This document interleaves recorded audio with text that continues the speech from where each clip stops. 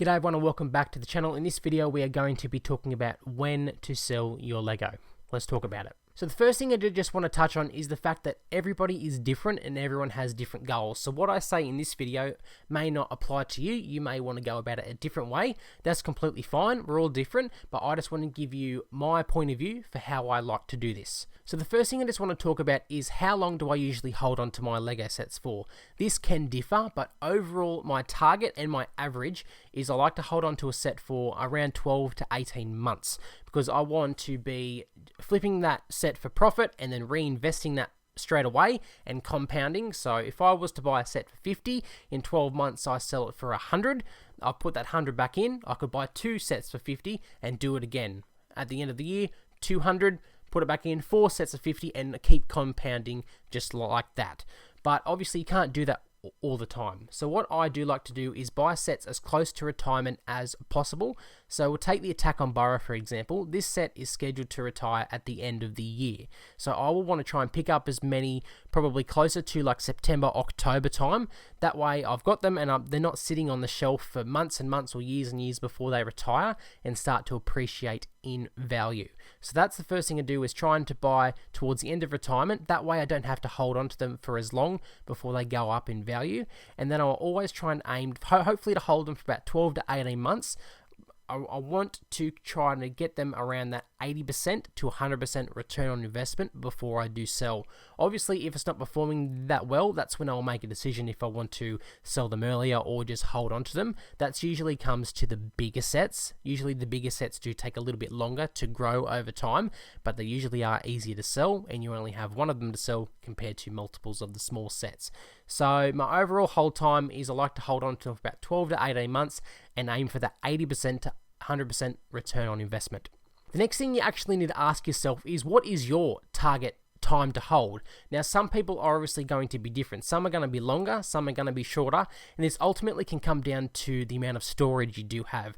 If you have lots and lots of rooms, lots of storage, warehouses or whatnot, it may not bother you as much, but for people like me that only live in like a 3-bedroom home and have just 1 bedroom dedicated to investing in Lego, I don't have a lot of room, especially if I do want to stock up. So that's another reason why I like to sell them every 12 to 18 months so I can get them out of the room and reinvest it into new sets and keep the flow going like that. That way it's compounding and I'm continuously cleaning out the room and adding more stuff in as well. So you need to ask yourself that, how long do you want to be holding these sets? Because can you afford to? Because do you have the storage?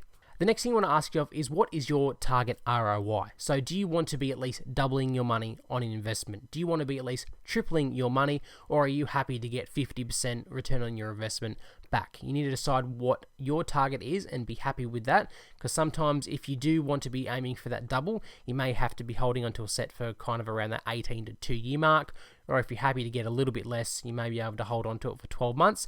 It's just up to everyone's opinion, and that's what you have to decide. And the last thing I just want to touch about is obviously we're talking about when to sell your Lego. So when is the best time to sell? Now I'm based here in Australia and there is a couple of months and a couple of times a year which outperform other months. So this includes the holiday times, especially towards Christmas. So towards the end of the year, usually from about October, November, December, are the better times of the year to sell, obviously because it's coming up for Christmas and people are wanting to buy Christmas presents, for the kids, for their partners, for their family, and Lego is a excellent and fantastic Christmas gift for everyone. So October, November, December is one time of the year which is excellent to sell. Another good time to sell is around here in Australia is tax time. So once every year from the 1st of July we can apply to do our tax return and we do get a chunk of our tax that we're paid back, which means we have a lot of spare cash.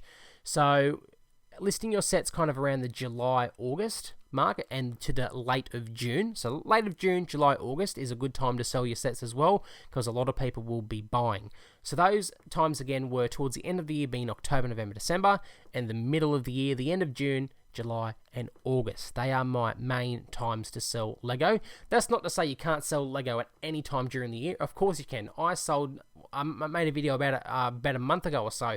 I sold about 20 grams of Lego back in, I think it was about February or March. So you can obviously sell Lego at any time, but you will have a better chance of selling more and selling them quicker towards the middle of the year and the end of the year. But anyway, if you did enjoy this video, if you did pick up a tip or two, please smash the like button, subscribe to the channel, and if there is any other tips you want to share below in the comments section for everyone to have a look at, please do so, because we're here to help each other out. But anyway, I'll see you in the next video. Bye.